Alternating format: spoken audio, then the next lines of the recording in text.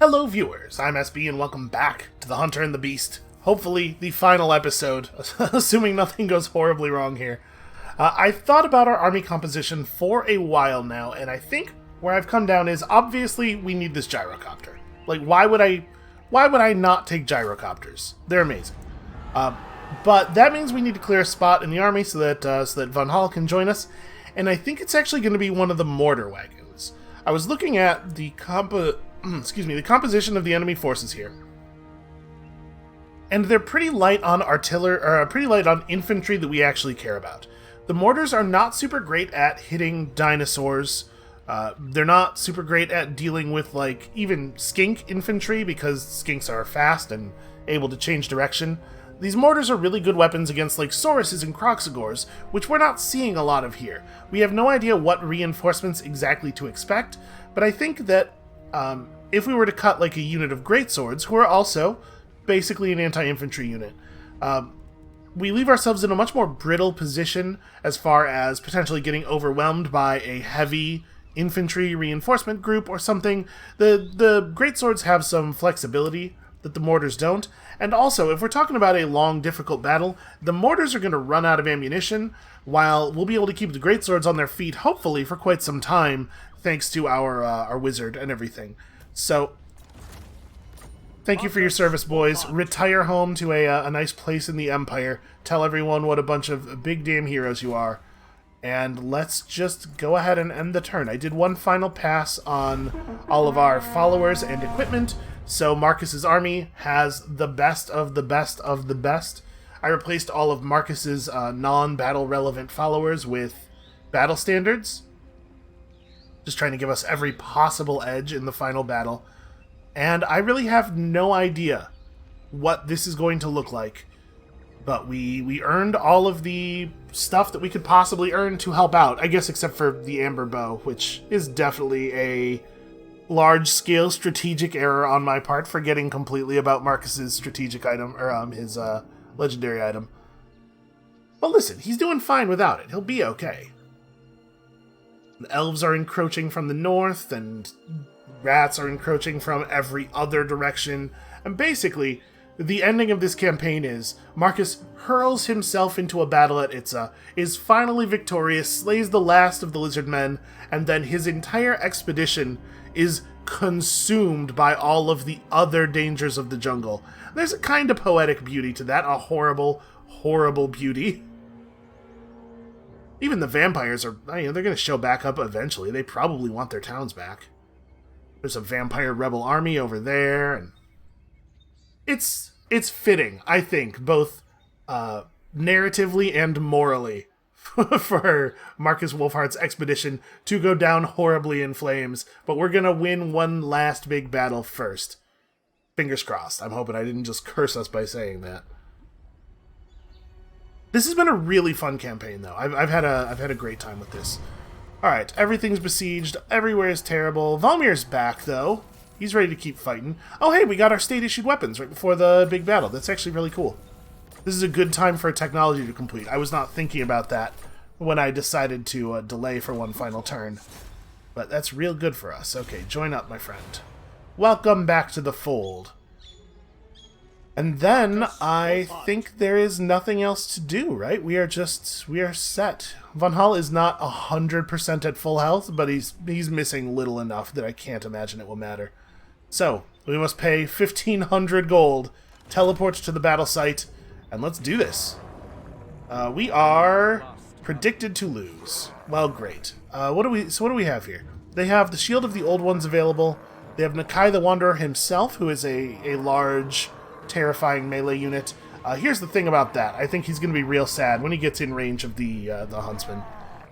They have a Wizard of the Sky School, so we're talking about comets and lightning bolts and stuff. It'd be cool to kill him quickly. Then they have Blessed Croxagores. I'm not sure what the difference is. They have Frenzy. That's pretty bad. Croxagores are easy enough to kill, though. We have Halberds, which are great against large stuff, and then, of course, we have the archers. I've never seen a Razordon before. It's going to be scary, for sure. So, let's assign these banners. Causes fear and causes terror. Our whole army is immune to psychology, thanks to one of Marcus's yellow skills. His whole army is immune to fear. So one of the uses of the Wailing Banner, obviously, is that by making your units cause fear and terror, you also make them immune to it. We're not getting any benefit from that. In addition, a lot of the enemy units here also cause fear and terror, and as such are immune to fear and terror. So the thing I'm thinking is we put this on one of the swordsman units, make it so that they can, like, if a bunch of swords show up or something, they can distribute some terror onto them. I don't know where else this would actually be valuable. It was the only banner left for the 6th slot, though. Plus 10 armor-piercing damage. Let's put that on one of these guys. They're going to do a lot of good work. Turns your damage into fire damage and gives plus 6%, I think, just on one of the melee guys. Unfortunately, that damage increase will not apply to missile weapons, so it's only so much you can do with your archers. Then we have 2 of these plus 20% speed banners and 1 plus 15. I think I'm going to go deep on speed for the tanks, maybe? Or maybe this should be on the melee characters, like he gets speed. We could give her some speed as well. That's not terrible. Or maybe it's the gyrocopter. Gyrocopter's plenty fast already, though. Yeah, this will be fine. This is what we're doing. We are ruled against, but remember the auto-resolver does just sort of broadly favor lizardmen. Usually it's specifically Sauruses that it overestimates, and the fact that these guys don't have any Sauruses makes me a little nervous. Lustria's jungles burn, its temple cities crumble. Under Marcus Wolfheart's command, the Emperor's forces have wreaked havoc in the New World, wantonly plundering the lucrative holdings of the lizard beasts, while sweeping aside all foes sent against them. But now the most monstrous of them all has been roused. Yeah, it's Marcus. Wolfheart's scouts have informed him that the creature known as the Spirit of the Jungle has been sighted somewhere in the vicinity of Itza. The Hunts Marshal has caught the scent. This will be his toughest hunt yet. Probably. And then the Skaven are gonna... Yeah, listen, the Skaven are responsible for all the hard work anyway. Listen up, huntsman. Too many good men have fallen to this abominable lizard and its savage attendants. Too many innocent settlers mauled to death and devoured. But no more. The so-called Spirit of the Jungle is no ghost. It is a thing of flesh and blood, just like the others of its monstrous kind that we have already seen and slain. It can be killed.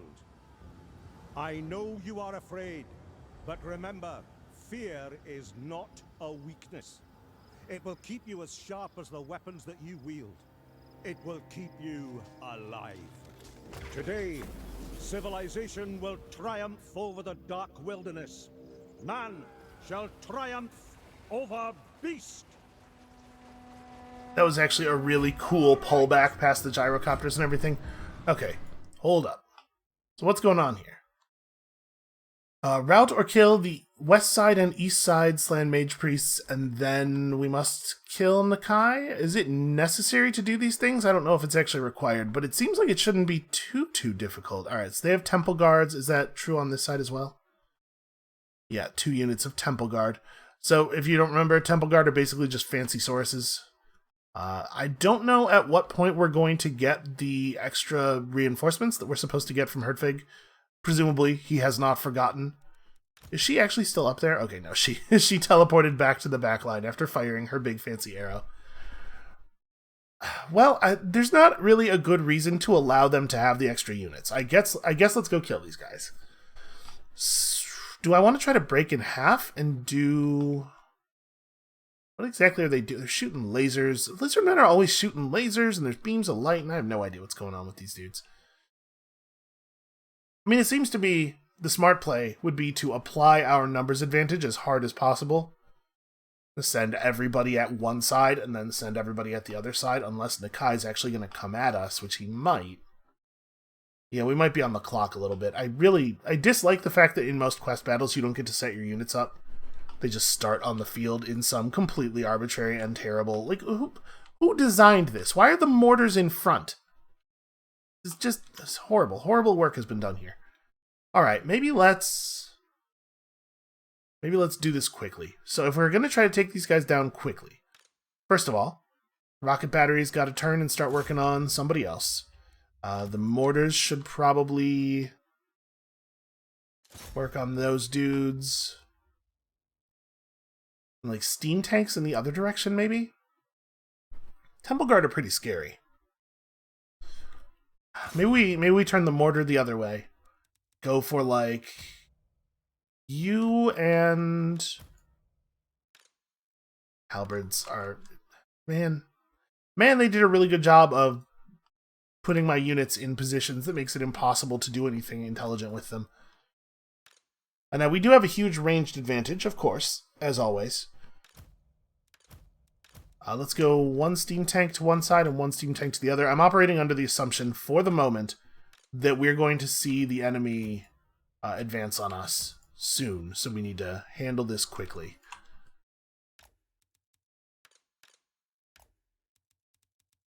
Okay, so steam tanks to the sides, and then we have the heroes to divide up. Let's go Marcus, Von Hall, Gun to this side, and you all to this one. And of course, to make sure we are mashing this button on cooldown, we are going to need every bit of magic, I'm sure. Alright, good luck, everybody. Okay, they will summon feral beasts to overwhelm us until we stop them from doing that. Fair enough. It's a good reason. Good reason to care. We should be able to get a couple of good spells off pretty quickly here. Pretty quickly and easily. Alright, decent hits from the mortars. So now the question of whether we do obviously Dwellers Below is the good spell, but it's also, when overcast, 18 winds of magic. Yeah, I'm going to go for it. I'm going to trust that our regen will be fast enough and robust enough to get this job done. Steam tank. Steam tank them. So wait, who do we have on this side? We have Marcus's over here, right? So we have Marcus's trap on this side. We have the elf's net on the other side. And I want to try to do this quickly, but while using as few abilities as possible, so that we're ready to use more abilities on the other side if we have to. Yes, General. Don't want to roll anybody else forward until... Oh, they're shooting magic at the steam tank, I think. Nope, at the halberds.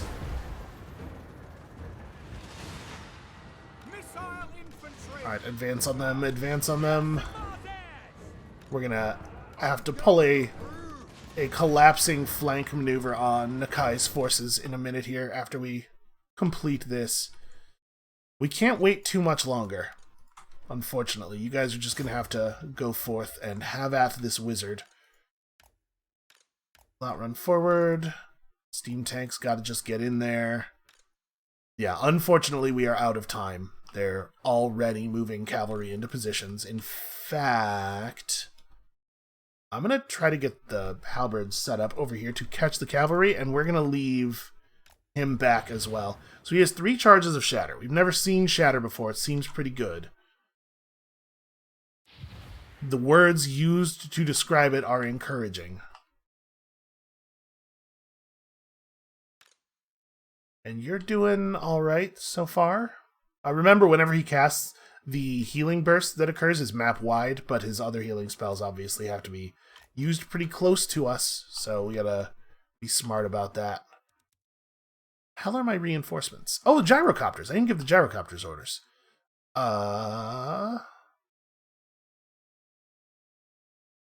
Who do I think has this more under control? There are more archers on this side. Gyrocopter, come over here and help. And on this side, I think we also have to just give the kill the slay an order. You also get that order. You also get that order. And you, I don't know, run over there. What is this ability? Which one is this? Okay, unbreakable plus 30 melee defense on all nearby allies. Pretty strong stuff. Oh, you know what? The mortars have to move. The good news is they're faster than normal mortar crews. These rocket batteries are in some danger, though. Oh, Von Hall is delivered. Okay, I'm a little concerned about that. So you see how this is blue instead of yellow? That means that we don't have direct control of these units. These are allied units. They will fight on our behalf, but they are outside of my influence. So he's brought us a Huntsman General with just tons and tons of great swords and halberds. That's actually probably the best possible thing we could have received as reinforcements. Just a bunch of melee dudes to take a beating while we let our fancy specialized troops do all of the fancy specialized stuff. I'm pretty happy about that. Okay, so they have their cavalry. Let's have a look at Razordons. What the hell is a Razordon? Okay, it's one of these guys. That's pretty cool. Do they shoot spines or anything? They do. They have missile damage. Short-ranged missile damage. Okay. Well, I'd be lying if I said I was happy to see him. Probably not a big surprise to anybody, including them. Just need to get over here. We're not getting quite as much fast cavalry on this side, but yeah, you guys need to hurry the hell up. We gotta wrap these slaying up with the quickness because there are other problems. In fact, I'm gonna pull the halberds on this side back as well. And we'll keep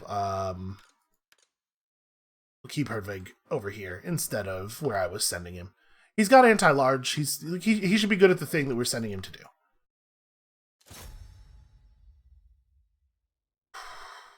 We're saving most of our good abilities for the moment. Okay. Sorry, there's going to be a lot of pausing. I'm very nervous. I don't know if that's coming through in my voice or not. Oh, yeah, we have bombs, too. That's a thing. That's a thing to think about.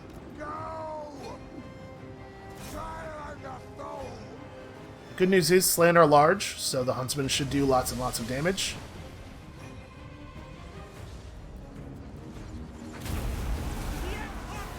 Oh, God. Okay, hold on a second. We need to reform. Try to tell people to get out of the area of that. Alright, I'm going to need you to probably melee charge these guys. We got to break their charge up. God, that was a lot of damage. Damn spellcasting. Okay, missile resist down on the Dreadsaurian. This is almost over already. But we can't really afford to have people detach from the attack too much. Marcus can turn around. You guys have to turn back. This has to happen. Oh wow, they're really like this is a considerable amount of reinforcements. Von Hall, you magnificent bastard. Alright, over here, the halberds are in combat with the blessed Croxagors. Alright, get in there. Actually, this is probably a really good time for his first shatter. So, it's a breath-type weapon. Okay, that's interesting. It casts at a set distance with a set orientation. Well, I'm eager to see it go off. And we killed the guy on this side already, because 3 units of Huntsmen. They get the job done. So, dinosaurs. Next up, we have dinosaurs. The Bastillodon with the Revivification Crystal over here is going to try to revivify their guys a lot, you might have guessed from his name. So let's fix that problem. And I'm thinking maybe we pull back away from these Temple Guards. Are they faster than I am? These guys move at 31. Those guys also move at 31. I'm going to pull back. I'm going to collapse in on their forces over here, and if they want to chase me, they can chase me. I want to get in the middle of a bunch of melee and vent hot steam all over them. Okay, I think the rest of this is under control. This would be a nightmare to try to do without pausing. Cannot imagine. Once people get into melee, we'll want to pop this. Marcus has some similar buffs. Once we're all touching the dinosaurs, we can make that happen. Yeah, okay. Oh, the wizard. Sorry, the wizard needs to fly over here as fast as possible because we're going to need healing. What I really need from you is to throw out a nice Earthblood right there the instant you are in range to do so. Okay. Back to it, then. Toughen up, everybody. Alright, kill that Dreadsaurian. Guy's almost dead. By Ulrich's Von Hall's about to get cavalried. enact judgment. All strings taut. Very well. See if we can kill that Dread Saurian with a great big lightning arrow. I don't think he made contact. Good news is, we definitely can kill it. Please finish the job. Okay. Well, we have some good news and we have some bad news. First of all, Wizard. Continue to cast spells over here. We're going to need a lot of help. This is not really a damage type problem. This is a Shield of Thorns type problem. So yeah, the halberds got torn up really badly by that Saurian and the Croxagores. They ran them off, but bad news. And the great swords, I mean, they can fight feral cold ones, but this is not where we want them to be. Also, this is an issue. Can we please focus on the cold ones for a moment? I mean, we're close enough, the reinforcements are close enough that they're already helping with this. So this side is where we need to pay a little bit more attention now. The mortars should focus on probably these guys over here. She's going to have to start spending magic. It's magic time now. Once again, halberds really taking a beating. They're doing the thing. It's just taking a toll on them. So did we get? Okay, we have our steam tank over here. Did we get that dinosaur? Here's one of their big dinosaurs. I don't see the corpse, is my concern. I don't see the dinosaur either. They probably got it. Probably. Okay, next up. A Bastillodon with a solar engine. As you might imagine, not great for us. You are probably going to have to go into melee mode and deal with some of this nonsense. But we're also going to have to use arrow rain. I'm just not exactly sure where. Alright, so you roll into here. You probably fall in on that skink cohort. Just finish chopping them up. We got to try to give these guys some respite. They're looking pretty rough. And you need to start doing things. I mean, that's not ideal at this moment. This is, though. Great big armor piercing damage bonus. Need you to chop up Croxagores as best you can. And then we still have... Yeah, man, we still have the problem of a fair amount of cavalry on this side. But the dinosaur has to go down. Once the dinosaur goes down, we'll turn the huntsman on it. You guys are in a pretty rough spot. To be perfectly honest, maybe we want the rocket batteries to provide support to this side already. I think that might be the place that we're in. Because over here, there's not that much for them to shoot at. They're not great at fighting small groups of powerful units. Isn't this their wizard? That is their skink priest of the heavens. Okay, kill him, please. Please chop him up good. I don't know why that guy thinks he's allowed to come over here.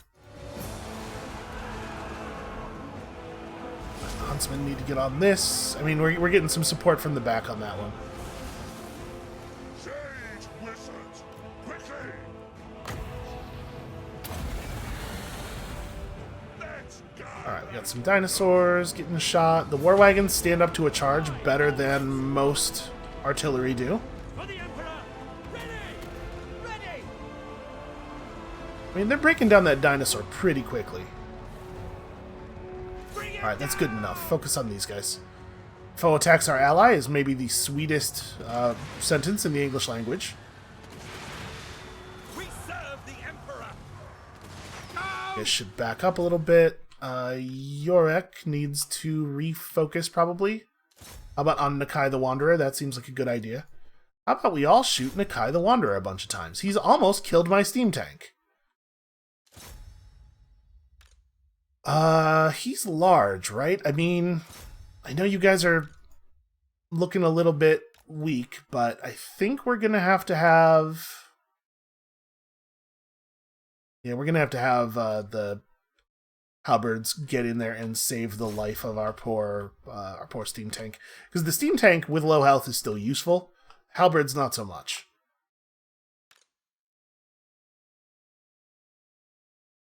On this side, we're doing okay. I'm a little worried that doing this is gonna burn some dudes on my side. But I think we gotta get in here and try this out.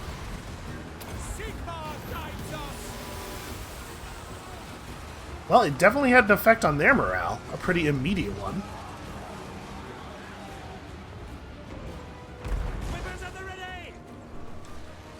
Alright, new focus. Those guys, Razordons. Thank God for Huntsman, huh? Alright, she's in there doing her thing. Make it rain a little bit. Ah, it's too slow. Actually, it's still hitting the skanks. I think Nakai has been slain. Too much focus fire for his taste. These guys have to fall back. We can actually still use them for stuff if we just let them fall back, let them replenish a little bit, and then let them replenish their vigor. You know, let them stand around and catch a breather, and they'll be catching passive healing from the wizard constantly, so that should work out okay. We're almost out of ammo in the gyrocopters, but what we haven't done with the gyrocopters yet is drop our bombs. And then honestly, even once that's all out, they're still okay melee. Like they're good as flying cavalry. It's like charge cavalry. I think what we want to do down here is reform. I think we've got a lot of the okay, that guy is permanently broken. And we've got a lot of the worst of this initial phase done with already. Let's have these guys fall back for the same reasons, and let's just try to reform center. Actually, I'm going to leave this army where they are. The rest of us are going to come over there. And that'll give these guys a chance to run up and distract some of our other enemies. So let me change these orders up a little bit. Do we want the archers on this side to keep shooting? We probably don't need them to. I think we can safely fall back over here. And then you guys are still being harassed by cold ones. The cold ones are mostly on the enemy at this point. We did lose a rocket battery though. There's only 3 now instead of 4. Steam tank also, and then the rest of the characters. I'm just trying to make sure that everybody's moving to sensible positions over there. If I issue a block move order, people will arrive in a big line, which is an awkward shape. Okay, yeah, get the hell over here.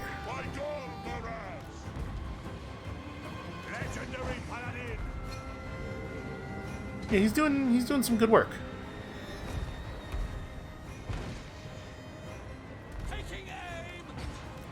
Back, get back. Don't follow my orders quite so well.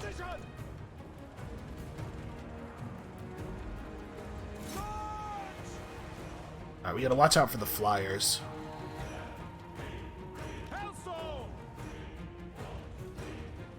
Yeah, they have flying units that they are going to probably use to try to break up my move here. Some of their flying units are mostly ranged. Like these, the blue ones here are pterodon riders, not any good at fighting close up, but they have ranged weapons and little bombs. The orange ones are flying melee cavalry, which we do not want to get mixed up with our gyrocopter. Even though they're just like basically pterodactyls, and you would think they would be real bad at dealing with metal. Still, bad idea. Alright, the archers on this side need to start assisting on that immediately. What the hell are you guys doing? Did I not give you fallback orders when I gave the other ones fallback orders? I thought I had. Keep moving, keep moving.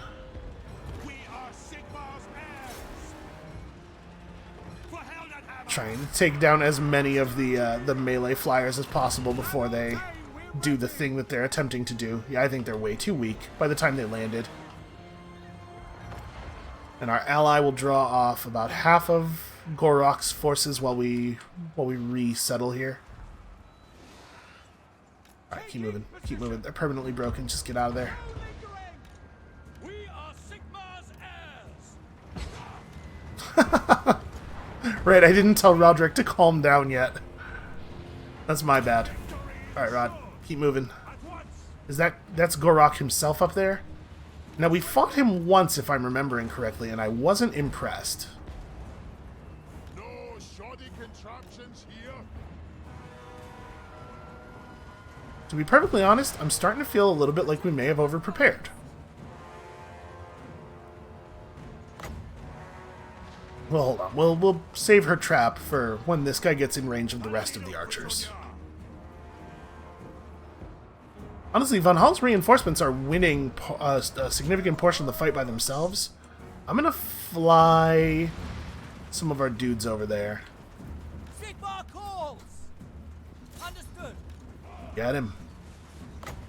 He is the prey. Hunt him. Knightly valor. This is how we fight. How you doing there, Gorok? Who just hit him with a big... I think it was a steam tank shot.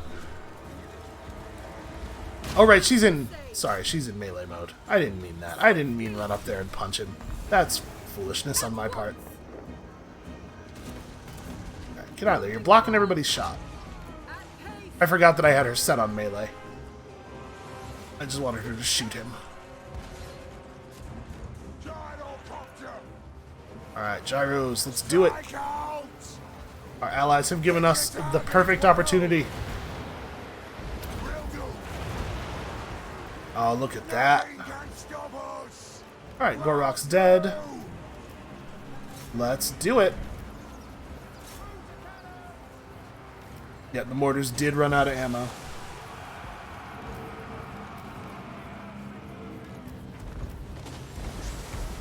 And the Lord Squad, get in here. Man, Von Hall's reinforcements. I don't know where he found these guys, but that's like a whole extra army. That battle was easier than I than I thought it was gonna be. we slightly over-prepared, I think. It's a fun capstone to the campaign, though. We only in the end lost 401 guys. I will say that I'm glad I brought 4 units of infantry for the initial formation. Like, I think if I had cut great swords for the gyrocopters as I was initially intending to do, we would have maybe been in pretty dire straits there. Just keeping people out of the ranged. And no big surprise, like where all the kills went is pretty much where you'd expect. Rocket batteries and mortars and whatnot. The thing I am a little surprised about is that Yorick did not get a single kill. I kind of wish that you could see damage done. Because I'm sure he did good damage to those lords. And he was shooting at a dinosaur at one point and stuff. Like, he probably was hitting things. He just didn't manage to actually... He was shooting at big, impressive enemies the whole time. He didn't manage to get any killing blows. Gunpowder units are tricky, man. And, like, Marcus was doing the same thing. But Marcus pulled off kills because when Marcus's target died, then Marcus would start shooting at whatever was nearby. Yorick probably couldn't do that in a lot of cases because we had units between him and all of the available people. And, yeah, check it out. Alistair, like, contributed very seriously. 51 kills on those guys, 73 on those. It's not as much of an army as I thought it was, but it's still a good composition. Very useful.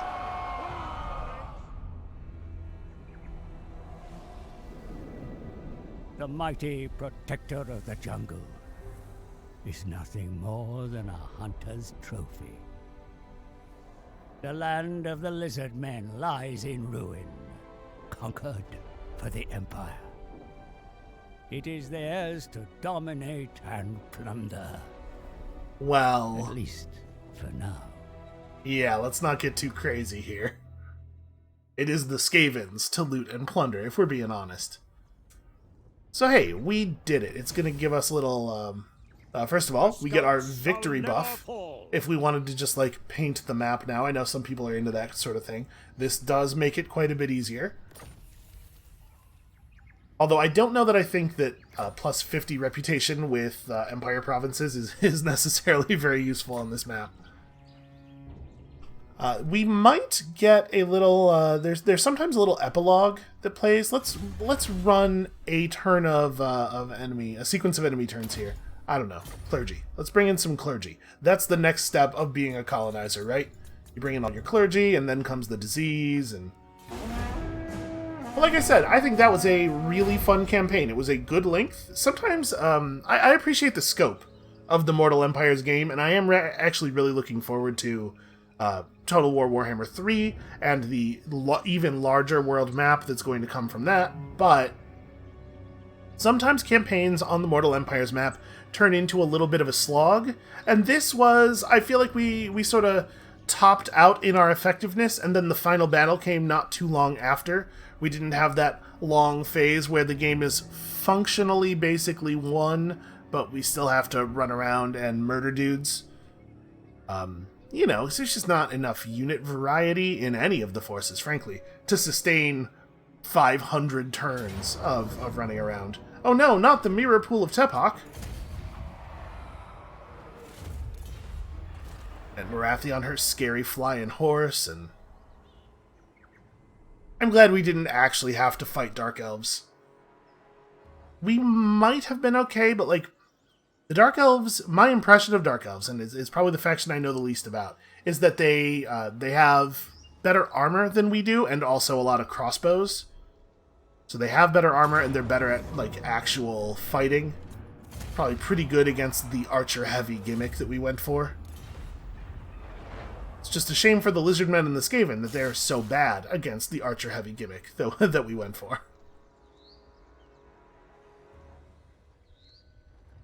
Yep, and if we continued playing the game, this is pretty much what it would look like. My guess is, I know I said last time that I thought we probably would have lost Torsildra and been pushed back down to this bottleneck. I wonder if it's the case that we would have had to withdraw all 3 of our armies to play Skaven defense, and so the Dark Elves could have taken us all the way to this choke point. Hey, the New World colonies are there. They would help when it got down to like Hexawaddle and the Monolith. I don't know. I think that the sprawling empire that we managed to put together for the last, I don't know, 3 or 4 episodes there was not sustainable. Not with the amount of money we were making. We probably would have needed to run a larger number of armies. The expedition is eager. Okay, Gotrek and Felix depart, although they were never really here doing anything anyway, and I guess we're not going to get our little epilogue.